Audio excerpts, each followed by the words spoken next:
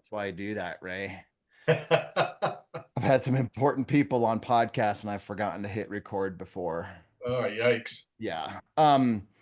Ray's been a friend for 20-ish years, probably 20, 21, 22.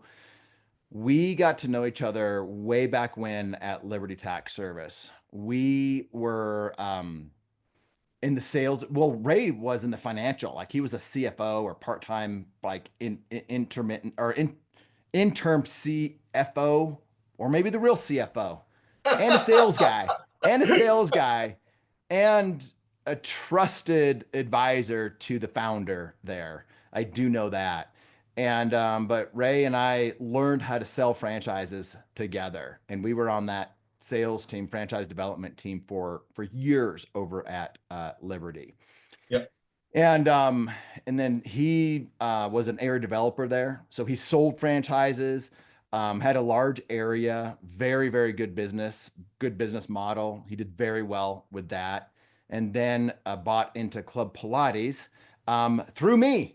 And he has a partner there, Amy Lips, who's a friend that I grew up with here in South Dakota, and they run Club Pilates in the Virginia Beach general area. And he was talking. He's like, "Hey, I can't remember if it was Amy or Ray, or but like, hey, Ray got an award or got I was speaking at the conference at Club Pilates about this like local marketing stuff that he was doing."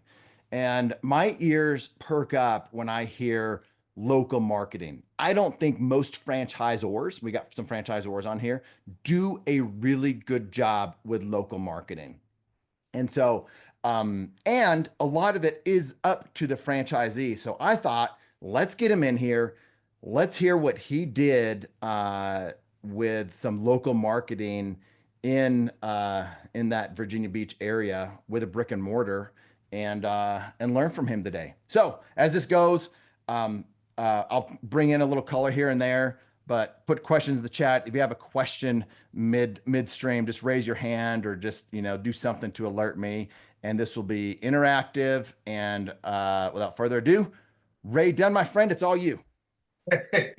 Well, thank you so much, Eric. I really appreciate it, the opportunity to chat with my fellow franchisor and franchisee experts. Yeah, I had a successful exit out of my Liberty Tax area development a few years ago. Before I did that, I was looking for something to add, and connected with you. You were the rock star consultant at the time. It was probably the easiest layup for you ever, because I pretty much already had my Club Pilates identified as kind of what I wanted to do. And, you did what you did, and we ended up with a 3-pack and now 4. And, you got paid whatever you got paid. And I think you put a new pickleball court into the Van Horn Estates there. And you sent me this lovely sippy cup. Oh So yeah. yeah, so thanks for that. I really appreciate Yeah, that. you're welcome. It's there's no gold inside of it either. It is just, but it is a Yeti.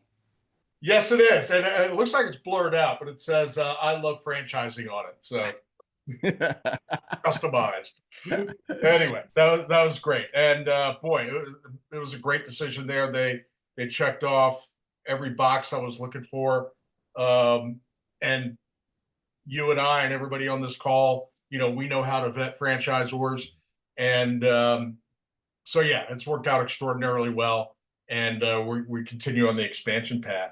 Ray, But yeah, quick question for you. sure, yep. Are there unhappy franchisees at Club Pilates? I'm sure Upset. there are. I'm sure there are. So There are unhappy I just want franchisees. the, yeah, go ahead. There are unhappy franchisees in every organization, and the reasons vary. In my opinion, if it's a successful, proven model, the unhappy franchisee needs to really look in the mirror more than anything else. But that's been my experience. I wanted to say that because we got some franchisors on here who are Mhm. probably dealing with some franchisees who are not too happy. And Sure. we've got franchisees on here that it's very easy for them, all of us, to go to the ones that are not happy. Even when there are successful, happy franchisees doing big things, making really, really, really good money like yourself. So I just wanted to kind of set the stage just so Sure. everybody kind of understands that. And so that's why we like to bring in people like Ray. So, all right. Sure. Yeah. I mean, if you have unhappy franchisees, just suck all the oxygen out of your system. They waste your time. Best thing you can do is work them out of the system, one way or another. All But right. Go so for it. anyway, yeah, we learned we learned community marketing. We called it guerrilla marketing then. Club Pilates calls it grassroots, many names. We learned about it kind of at the feet of the master, really, at John Hewitt's Liberty Tax Service. And so, if you run back to those early 2000s, why did we have to do that? And why were we? And what did we do? We had to do it. We're retail tax prep. The household name in the industry is H&R Block. We had no brand name recognition. They could outspend us uh, till the end of the earth on paid advertising. We had to do something different. So Erik, you and I, and a lot of other very successful franchise owners, we delivered a lot of donuts every morning during tax season. We delivered pizzas. We were in every parade you could think of, year round. We were taking our Lady Liberty icon around with us everywhere we went out in the community. We were papering parking lots with coupons, and the only way you knew that your crew was actually out there putting coupons on cars is when some people would call in to complain, then okay, they're out there doing their thing. But you and I know so many franchise owners who built really good businesses, really good brand name recognition, doing all those things that established businesses just aren't going to do. They just had to, all they had to do was literally hang up the sign, when you're in household name, and people come, right? And so when you're not in that situation, you have to think about different tactics, different particularly low cost tactics. Our franchise owners at Liberty, our paid advertising budget was next to zero. It was all community based, and that's where we learned the basics. And boy, did it work! I mean, it worked for a lot of reasons, which I'll get into. But so fast forward in 2017, we acquired our Club Pilates franchise, our licenses, and somewhere along the line, somebody at corporate or something said, yeah, grassroots, yeah, we do that. And of course, we were predisposed, and we said, oh, okay, good. Here, hold our beer, right? So we really embraced uh, the community marketing. And in our market in particular, again, it served a great purpose because in Virginia Beach and Chesapeake, the Hampton Roads area, um, we were the first Club Pilates studio in our area. Nobody knew our name. Nobody even really knew Pilates. We're not a major metro, but we have 1.8 million people between 6 or 7 cities, and there's a handful of independent Pilates studios. So the first question we got most of the time was, well, what's Pilates, right? So not only did we have to create some brand name recognition, but we needed to kind of explain what we were all about, right? And so the way that made sense for us was to just get out in the community and do that. Of course, we do paid social media, and we pay into the National Ad Fund, and they do some great stuff and all that. But our question was, how are we going to get people into our studio? and they don't know who we are, don't know what Pilates is, right? So we really had to um, get out in the community. The power of those face to face conversations is just so enormous, right? And so what we did then, what we do now, we've kind of narrowed our focus a little bit. But we do a lot of free mat Pilates classes out in the community. We have standing monthly gigs at local breweries, at coffee shops, at parks, wherever, and uh, that's what we do. There are also retention events for us as well. We invite our whole database, which includes our members.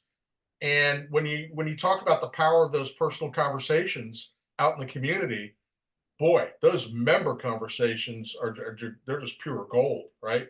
All you got to do is get some prospects together with some members in a relaxed environment and just stand back, and because they're fans of your studio and fans of your brand, and they're gonna, I mean, they're gonna close the deal for you, really. So we really leverage, the power of those personal communications. Um, let's see, I did make some notes here. Sorry for looking down. The other thing we focus on, in addition to the I see somebody raise their hand here. Yeah, Yeah, let's pause here. sure. So I'll give you the lay of the land, right? We got Eye Smash, which is like you need to blow off some steam. You go in there and break a bunch of stuff, and they have a lot of really cool stuff. So Steven is the founder over there. My business partner Luke from Stretch Lab. We have some Stretch Labs um in the Baltimore area and in Minneapolis. Mhm. Um, and then we got Forever Young, anti-aging, in here. And then we have a one that I know is like a maid's cleaning service. Right. So just as you're thinking about this, you're saying, hey, we have Stanley monthly gigs at breweries and we're doing things at parks. Describe those events, the purpose of those events, and then we'll keep in mind the different brands that we have in here to do a little brainstorming on what they could be doing themselves with different types of events. Sure. We do mat Pilates classes. Pretty simple. It's about when we go to and they're sometimes they're indoors, sometimes they're outdoors. Depends on the facility. And the class is about 45 minutes long. It's kind of an intro to Pilates, and we promote it in every channel that we have, and we'll get. So when I say standing gigs, once a month on the second Tuesday of the month, we're at this brewery, and et cetera, et cetera. As I said, coffee shops and things like that. So the The purpose is getting out of your location, being Oh, in the public somewhere where your ideal customer is hanging out. And so absolutely. Yep. this isn't yoga. Yoga would be easier in some ways because you just need a mat. But Pilates, they have the Pilates reformers in their location. So it's not an exact like, hey, this is what you're going to experience when you're in the studio. So the point of it is like, so my question is like, why do you go to the brewery? I can see the park and things like that, but why a brewery? Well, I like beer. So, it's no more complicated than that. But I'll tell you, any event we have, it's kind of an interesting dichotomy. We're a health and wellness brand, right? But anytime we do an event with alcohol, everybody shows up. So yeah, it was a target of opportunity. What actually got me, there are actually a lot of Club Pilates doing that now. Several years ago, I kept seeing these on my Facebook feed. These breweries were popping up with yoga. Yoga at the at the brewery. I was like, well, we can do that, and so we started doing it, and it just really took off. What do Uh, you do there? What do you do at the brewery? So you email your list of your of non-customers or current customers? Everybody. And Everybody. I'll You get to email the that. Well, entire list. We're yeah. going to be at the brewery. What do they expect when they go there? We ask them to bring their own mat. They expect to show up. If they're not in their system already, sign a waiver, do a 45-minute Pilates class, hang out for some camaraderie afterwards, maybe have a beer or two, talk to the current members, which is really Mhm. powerful. Guys, Uh, that's a key right there. yeah, We learned yeah, that, didn't we, Ray? Talk yeah, about we that. did. And Eric, you mentioned the fact that yes, not yoga. What we describe it as at the end of the class, you said, okay, if you've never done Pilates before, what you've just done is a mat class, which is entry level Pilates, right? Our studio is so much more. We have umpty ump pieces of equipment and the reformer and TRX. And so if you enjoyed this, we really invite you to come into the studio to experience, just the what Pilates is really all about. What you experience today is really just the entry level. And in terms of businesses we partner with on occasion, you mentioned there is an aging anti-aging Mhm. franchise, and there are a couple of them that we partner with. We like to partner with anybody in the health and wellness space.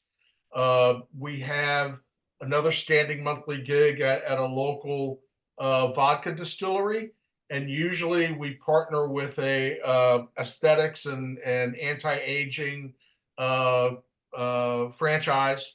For the life of me, I can't think of their name right now, but they come and set up a table. Sometimes they'll offer free facials after the Pilates class. Let me tell you, those things pack out. I mean, and I'm talking 40, 50 people to literally, we cannot fit another person into the space that's into the space. So But yeah, that's I would interesting. So encourage, it's yeah, not just you going as Pilates, but you're partnering with other people that would enjoy that type of thing. Same ideal customer as, a forever young anti-aging, and then teaming up together to have a larger event, taking advantage of each other's database, which is yes, huge.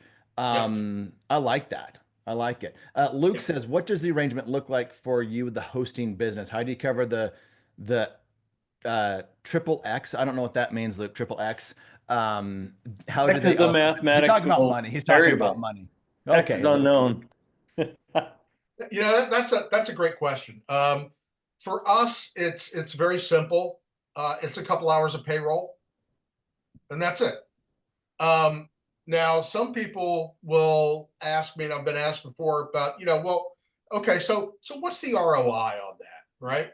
Hey Ray, what's the ROI on that? And so, No, and but seriously, that's everybody should be looking at ROI. We track ROI with our Google ads, our Facebook, Meta, everything. That's like we're all about cost per lead, cost per acquisition, lifetime value of a customer. So as you're thinking about neighborhood marketing, you want to yeah, think like, how do you track it and how do you get an ROI on it? sure. I'm going to give you the contrarian view to all that. Okay. Um, So I'm a CPA by training, practiced in public accounting for a long time, corporate finance. I'm a pretty analytical guy. I love data. I I I turn out so much data for my team that because I don't really have anything else to do, and I love it. Right. However, when it comes to ROI on particularly on community marketing, it's a fool's errand, I think, because no matter what you come up with, you're going to be wrong for at least Don't two. you have some type of ROI that you track on it though, Ray? Like customers signed up, that way at least there's something. Here's why. However you want to try to empirically calculate it. Here's why, or at least two reasons. Here's why you're going to be wrong, no matter what you come up with. One, the marketers today will tell you that it takes anywhere, I think it's like from 12 to 15 brand impressions for somebody to make a decision to come in, right? Or to try your service. And that's, so what are impressions? it's your exterior sign, it's your social media, it's a referral from a friend, it's a win feather they see at an event, right? So, they may tell you, you may ask someone why'd you come in, and they may tell you something, but it's more than likely that's probably the last impression they got. The true reality is that it's a combination of all of that, right? So you can't really say, okay, well, this person came to a Mac class that we did at a brewery, and so I'm counting that as that's attributable. No, it's not. It might be, but it's hard to say. It's a totality of those impressions. The second reason is you can never calculate what I call the collateral benefits of being out in the public with your wind feather. We're at a coffee shop. We're out on their lawn. Some guys inside or ladies inside sipping their coffee, looking at your flag and watching the class and going, "Oh wow, that's pretty cool." And she shows up at your studio. Well, guess what? She's not on your list from she's not on your list from being at the Mac class at the coffee shop, right? But yet it's still an impression. So it's just you come up with a number and it's flawed. It's going to be flawed. For at least those two reasons, and there's probably more. I So is just it because it's low cost that you're okay doing that? absolutely. Well, it's low cost, number one, and that's key. But also, I inherently I know it works. I if I do think about ROI, I think about the totality of everything we do, right, including paid media, and how is all that working to get people into the studio? And I'm pretty happy with that. There's an old adage in marketing that 50% of all marketing dollars are wasted. The challenge is nobody knows which 50%, right?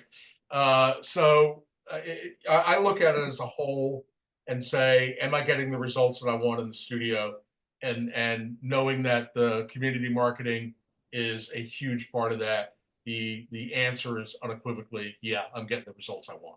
All right, that's good. I stand corrected. You cannot you can't calculate ROI, but you're thinking about it. I mean, you're thinking about Well, ROI. sure. If the price was a lot more to put something on, or the bill was a lot more, you might be thinking differently. And We it's might, working. one thing we used to do that did have a higher cost that we don't do so much anymore. We used to, well, get a vendor table at a 5K or something like that, right? And our budget for that was no more than $500, right? A lot of them were $200 or three, but no more than $500. Um, those we don't do those anymore, really, because we just weren't getting the leads out of there that we could count. Most people we found, they just wanted to come do the 5K, get their T-shirt, and go home. We didn't. There were, several hundred people there. We might have 3 or 4 meaningful conversations. So for me, that two, three, four, $500 didn't ended up plus the payroll ended up just not making sense. How much does a typical event cost you in real dollars? Um, $75, maybe. You're not buying them alcohol. No, no, we don't. Some studios do that. Some studios will include a complimentary beverage. We don't do that. It's. I don't think you have to. All right. Any questions on any of that, like partnerships, or do you be like, or ask Ray a question like, how would that work in my business of X? Because Ray's really good at this stuff. I don't know about that, but anyway. He's okay at this stuff. But you and I have been around a lot of this stuff. He's not just a franchisee. He's a franchisee that has been in the marketing world, guerrilla neighborhood marketing world for 20 years. So, all right, go ahead, Shane. Yeah, so we do all natural home cleanings, and one thing that we've been trying to get in is with like gyms or Pilates places to set up maybe a table or a booth outside after classes just to hand out flyers and stuff. Yep. The problem we've run into is what the Pilates studio gets out of it. We've offered up free cleans and things like that, but we're struggling to give them value to let us be in that area. Do you have any ideas on that? Well, to us, first of all, eh, every owner's different, right? Everybody has a different mindset. Some have a great mindset, some not so much, right? We actively seek those sorts of partnerships for businesses like the sector that you're in to do exactly that. And in our B2B, we invite people all the time to come into our studio, set up a table, sample, do whatever. One, our members like it. That's the payoff there. And the payoff also is it becomes a two-way street, right? And we ultimately will get an opportunity to do the same at their place. You're either as an owner and the businesses that you're dealing with, you either get that or you don't. And changing the mindset on all of this is key. Um, Even the decision to do it, this sort of marketing is hard until it's easy, right? It's hard if you have the wrong mindset, and it's just, I don't want to get out of my office. I don't want to get out of my four walls. I'd rather just write a check for this platform or that platform. But then once you decide to get out of your four walls and commit to it and have some success with it, then it flips to being easy. And I would just encourage you to just keep trying.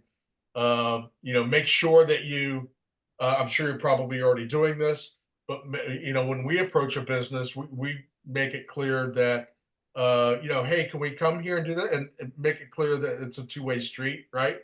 Boy, we'd love to do some sampling at your studio, and you can come to our place and talk to our members too. And as long as it's a two-way street, then and they still don't get it, I don't know what else then I'll just move on.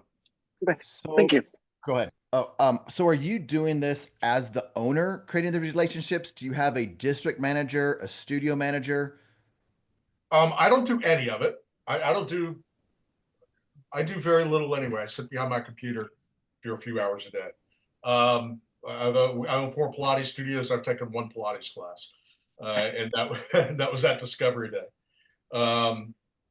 So no, it is a baseline expectation of our leadership team that that they get these activities done, and they don't necessarily have to do that themselves. Everybody, we want to tailor our leadership roles to leverage their strengths, whatever they are, and everybody's got different strengths. So if it's, if we have a leadership person that getting out in the market is not really their main thing, then as long as they have somebody on their staff who can do that, that's fine. But it's a baseline expectation of every studio to get out into the market to create these partnerships. One other thing we do in our B2B, and this is really our other main focus, again under the umbrella of how do we get people into our studio that otherwise wouldn't come, is we'll offer Pilates parties for team building for other studios, for other businesses. We'll come in, hey, how you doing? And would you guys be interested in this? And we do a lot of it. We don't charge anything for it at all because we spend all this money trying to get, we do have a CPL and all that stuff. We're spending all this money to get people into our studio. A Pilates party, again, doesn't cost us much. It's a couple hours of payroll. And you're bringing 12 people who might not otherwise come. Why wouldn't I do that? I remember there was a couple of years ago, there was a discussion among owners in our Facebook group. And the question was, hey, I got this member that they're having a bridal shower or something. They want to bring their friends into the studio to do a Pilates class as kind of part of the events. And, I don't know what I should charge for this. $200, fine. What should I charge? And all these franchise owners are chiming in with, well, $200, $300, $500. I chimed in and I said, what are you charging anything for? Aren't you trying to get people into your studio that otherwise wouldn't be there? You should invite them in and have wine and cheese for them and gift bags afterwards. You're going to get members. Why are you messing around trying to figure out how you're going to get $200? But anyway. All right, Kieran, go ahead. I was gonna ask, when you're doing these community events, great work by the way, that's really cool. Is it one person on your team that's like spearheading all of them? Is it multiple people? The It's reason this multiple. is The way we're organized is studio based. So it is, we have each studio is responsible. However, we'll do a monthly newsletter for each studio to the list in each studio. But when Studio A has an event at a brewery, we'll include that in the newsletter for all 4 studios, right? So our monthly newsletter typically looks pretty good. Our monthly newsletter typically has half a dozen events, free and open to the public events around the area each and every month, because we invite every studio. But the organization, the point person is based in each studio. how do you communicate to your team and keep them motivated to do these community events? Because one of the things I find is because the ROI isn't measurable and most Yeah. people want to go to their comfort zone, Yeah. unless someone is personally spearheading it, I find it very difficult to continuously pull it off. You know, that's a great point, and we experienced that too. In the beginning, we got a lot of resistance from our team, and it was just, they're spinning so many plates in the air already, and now you want me to get out of my studio, and so we had a lot of resistance. But what turned that resistance around was just making them do it. But once they got out there and once they started doing it, saw how much fun they had doing it, saw, the results, again, not empirically measurable, but tons of anecdotal results. Once they got out and they go, wow, hey, it's fun being outside of the studio, So I would encourage them, just look, if you have a person on your team, say, look, dude, it's part of the job. You got to get out there and do it. And I would be willing to bet that once they do, they're going to become big advocates of it, and they're going to look forward to it every month. Okay, thank you. Ray, how much of this did you create yourself versus getting help from Club Pilates when you were doing this?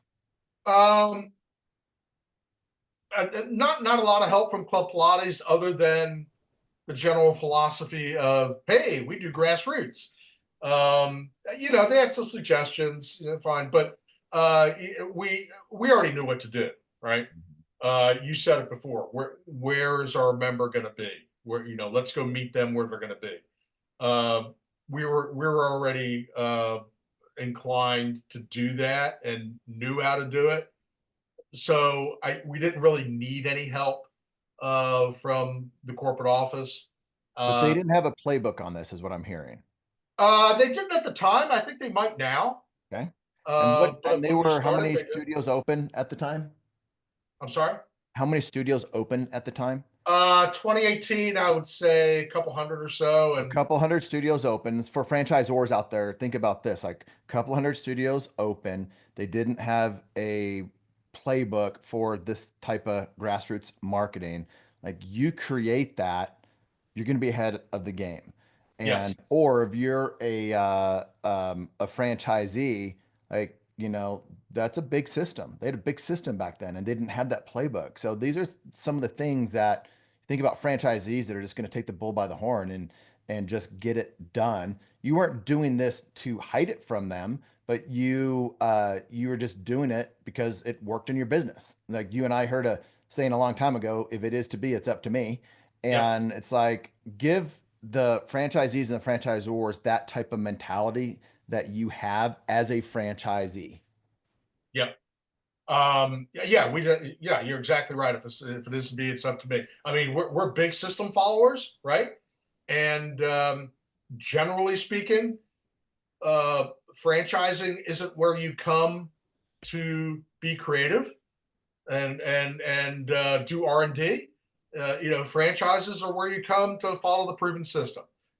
But in this case, we knew it just made so much sense that, and again, no brand name, nobody even knew what Pilates was. What else are you going to do, right? Club Pilates was totally open to it. Now, fast forward now to 1100 studios, they have a playbook. They have a standing monthly conference call focused solely on grassroots. As I think Eric, I shared with you, our annual convention was this past December. They actually sent a film crew out to Virginia Beach in November or so, and put together a 7-minute video of a couple of events that we were doing at the time.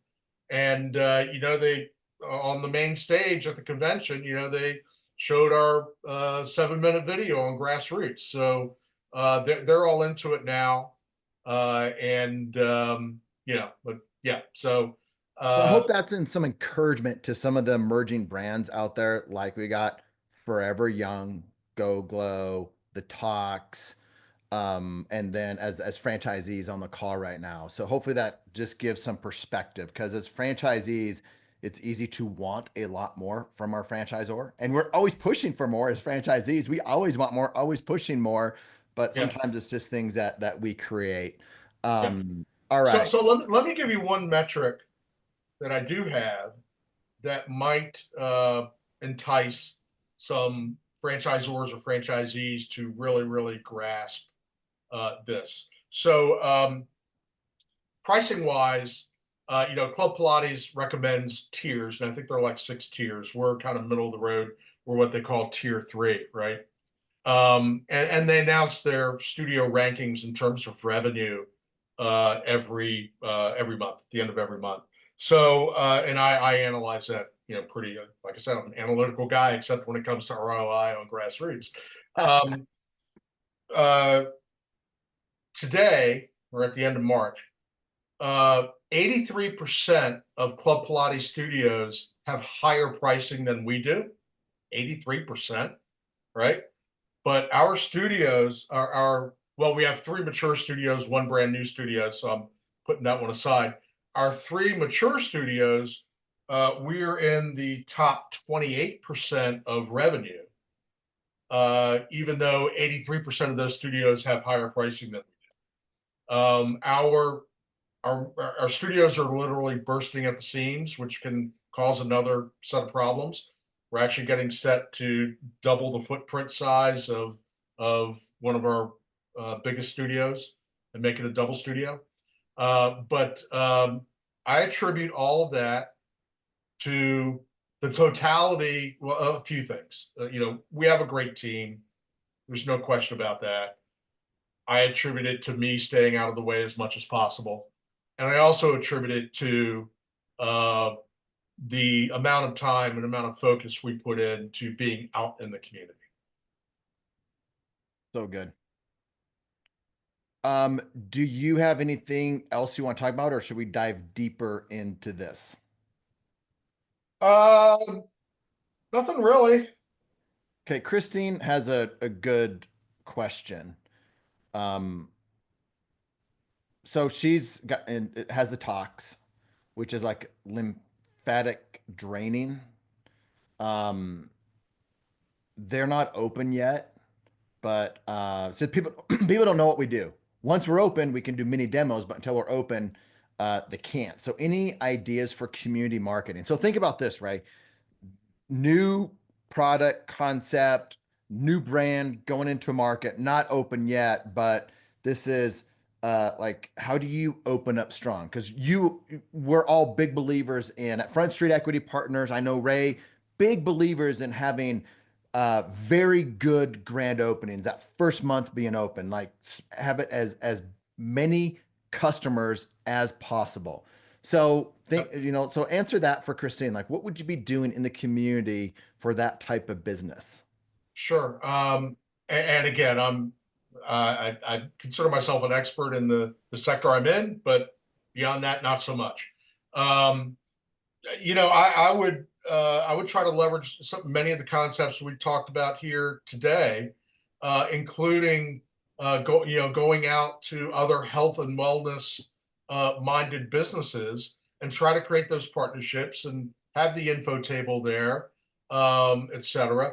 I would not skimp on the social media at this point, even to help not only introduce your brand, but to introduce your business. Spend that money early. I was just amazed when we opened up our first Club Pilates, and we started marketing social media, and we started 90 days before we were open, and actually selling memberships there. And we had no brand name, nobody knew what Pilates was, and the amount of people. And remember, our demographic is older, female and older, basically. And the number of people that would willingly hand over their credit card information to, yeah, charge my card. You're going to be open 3 months from now. Looking forward to it. I mean, we could have been the Russian mob for all they know. And it just amazed me that with the right marketing and the right message that people would do that. So I don't think it's something I would do. But and so I don't know if your business is membership based or visit based. It's probably not membership based. But I would start that education process, particularly if it's something that people don't know a lot about. Start with that education process, really, and get out in the community, every place that makes sense, and get out on social media. And I think I would, having thought about it for a second, I think I would take an educational approach to it. And be building that list of potential partners and how that would work. How do you think about that with partnerships? If you were to go into a market without knowing anybody in that market, Ray, and you were going to open up your first Club Pilates, going back then it wasn't very well known. Who would you go target and why, and how would you find them? Um, uh, well, I keep saying it over and over, but health and what? Well, first of all, there's really nobody I would exclude, right? Proximity is important, right? I mean, in our Liberty days, I mean, we used to hit that 3 mile Yeah. radius or so around your office. Every business in there you wanted to visit. And I think at some level, I would take the same approach with Pilates. Again, leveraging that it's educational. It's, hey, Pilates, want to try it? Bring your team in. We'll have a little team building Pilates session. But then I would put extra emphasis for sure on on any kind of business that had a health and wellness component, even if it was kind of remote. But and there, the two-way street, and it needs to begin with the two-way street, really.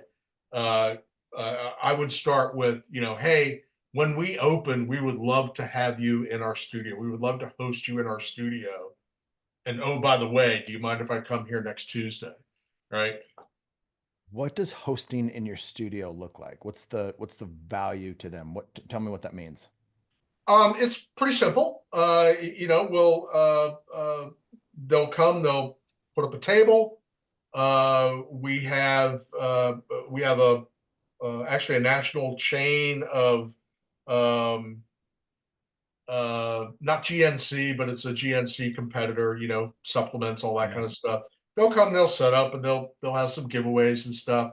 Um, we've had people come in with that do I'm not very knowledgeable in it, but we'll do healthy power shakes and things like that, and they'll sample. And so it's all about them doing the same thing that we do in their space, just branding, educating people about their products. And our members like it because they get a free something on the way out, right? We've got a local coffee shop coming in, I think, Saturday morning at one of our studios to, hey, have some coffee after your workout. So they want exposure to our customer base. Our customer base likes the information, likes the freebies. So it's good for them. It's a win-win. And then we'll do the same thing at their place. So It's not just complicated. Not so complicated just at all. spitballing, I would, if I'm going into a new market like that, I would probably start out with my local shopping center and then work my way out. And I would probably, if I didn't know anything, I would go in and I would ask them, "Hey, I'm a new business owner here. Do you have partnerships or do you ever work with any other local businesses and why? I'm just wanting to learn." And then you start to see the people that are actually doing it, and that's probably your lowest hanging fruit. And then you can also learn as well. So I would probably just start out doing something like that. That's an easy question to ask. And if it's a yes, then you can learn and be like, oh, I fit into this way. And do Yeah. you start out by offering something of value to them, or do you start out by an ask of, can we do this? We almost always start out with so how can we help you? We want to grow together. How can we help you? And that's usually the entree, into it, right? Yeah. Any other questions, thoughts, comments? There's smart people in here. It's not just, Ray and I. So anybody else, like, if you heard something, thought about something that you're like, hey, here's an idea. Well, it makes me, depending on your needs, Christine, it makes me think of where could you do a pop-up or demonstration, or, I'm not sure what the clinical side of your business is and how invasive that is, but what services could you do out in the public, in a park or in a private building, or I don't know, a suite or something, some temporary or a temporary space even. Yep. Yep.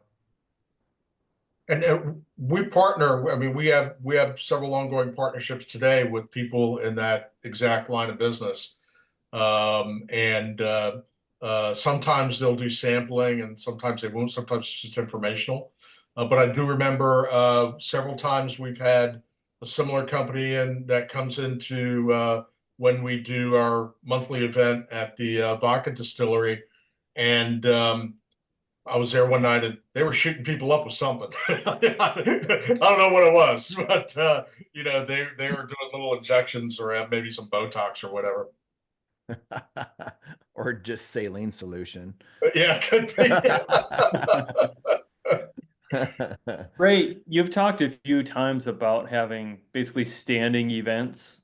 Yes. How many of those do you have, and what's your frequency? I heard monthly. I'm just curious on some of those. And Some of them are weather related. If it's an outside venue, it's we'll take 3 or 4 months off in the winter. But we also have several that are inside. I would say between the 4 studios, right? We have I think at least 5 or 6 standing monthly events. Once a month, first Tuesday of the month, we're here or wherever. Just all around the area. Yeah. And I heard there was I believe you mentioned Stretch Lab. There was some Stretch Lab That's franchisees. Luke. Yep. Luke's on with you right now. Yeah. Okay. Yeah. So Stretch Lab is one of our partners. They will come and do demo stretches on a Saturday or Sunday morning in our studio. But our members really dig those. We can't really do Pilates in their studios, but we'll do info tables at our new studio, our one that opened in January. In May, we're doing an outdoor event at the shopping center green space with Club Pilates doing a demo class, Stretch Lab doing some demo stretches, and Pure Bar is going to be there too, doing what they do. So yeah, we like Stretch Lab. What does your info table look like? What works, what doesn't on that? What have you learned over the years? So one thing we did learn, I mean, it's a 6-foot table. We have, the custom made. It's got to look nice. Can't look trashy, right? So we have the custom made, fitted tablecloth with the branding on it. And one thing we did learn a couple of years ago is that you really have to have something interactive. If you're just standing there handing out flyers and talking to people, you'll get some interest, but you get a lot more with something interactive. So sometimes we'll have plank challenges. See how long you can hold a plank, and the winner gets. Everybody's a winner, but we have a spinning wheel, and it'll land on free 30-day membership or whatever. If you have something that's interactive, and if you have giveaways like little branded chapstick or whatever, you get a lot more interaction for sure. Any other questions? Okay, I got a Ray, question. how do you? Go ahead. Okay, I was gonna ask him, how do you? What have you found to be the hook to get people to give up their name, their contact information, so you can follow up with them afterwards? Great question. It's usually another interactive thing we do, just register for a free month, for a drawing. Register Yep. for a drawing where you're giving something away, right? And most people will give out some information. It may be phony. No, it's usually not, because particularly if it's a good prize, if they won, they want to be contacted, right? So that's generally how in those contexts. Now that's different. That's the info table approach. It's different with in our business with the free mat class, because number one, the first thing, they have to sign a waiver, right, to cover us legally. And so in the course of them signing that waiver, we get their name and contact info. How does the free month work? How many people put their name in the hat, and how many do you draw out? And then what's the second prize? Because I got a thought on this. Okay, good. I'd love to hear that. I think we pull a lot out. I'm not really sure. A long time ago, I told my managers that every business on the planet gets approached by, the local PTA or whatever, and hey, we're having this event and a silent auction or whatever. Can you please contribute? And I told my managers long ago to stop asking me about those. Just do it. Just give them. Yeah, happy to. We'll give you a month. We'll give you a certificate for 30-day membership at any of our studios. And again, that's how we get somebody into our studio that otherwise wouldn't be there. Again, So basically you draw one out of a hat. You tell them you won. yeah, and actually last month my managers at one of my studios had a business raffle drawing. Everybody put a business card in the fishbowl, and the winner was going to get a Pilates party for their team. Well, guess what? Everybody was a winner. That's what I'm getting at. There should be a second place prize for everybody. Yeah. What is that second place prize? And Right. that could be a free class, could even be a free month. Congrats, you're a winner. Because Yeah. the goal is getting them in, depending on what it is, or half price 2 months, or whatever it is. Right. Or So- a discount on a service on a Yeah, so there service. should be I think there should be a second. If you're doing a drawing like that, there should be, congratulations, you're the second prize winner, and you get whatever that thing is to get them into your world. Yep. If that's the goal. Exactly. Yeah. Because So- particularly in our context, a 30-day membership, there's virtually no cost to us for that. Yeah. Not even really an opportunity cost, right? Yeah.